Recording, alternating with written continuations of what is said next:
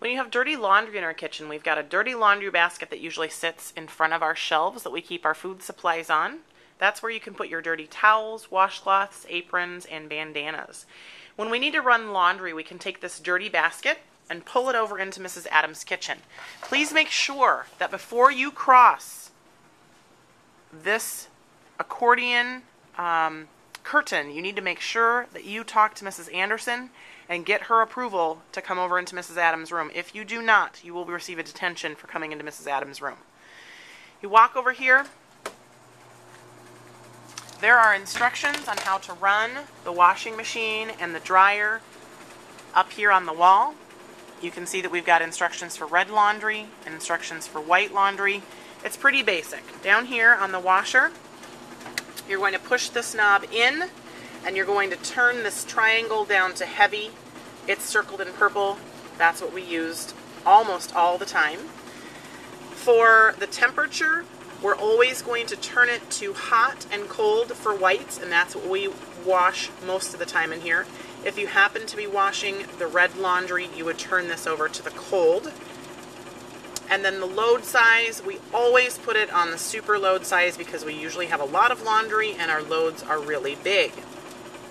You can go ahead and put the laundry inside of the washer, down into the basket. Don't fill it up, don't pack it too tight, but you want to fill it up to the top. And then you can go ahead and get soap. Soap is located over here on the left-hand side of this cabinet by Mrs. Adams' aprons.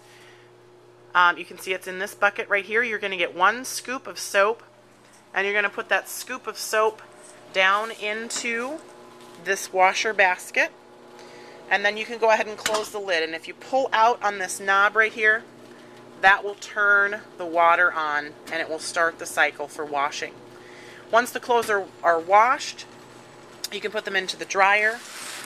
The dryer, basically when you set the dryer, you need to put this knob where it says more dry right next to this red piece of tape.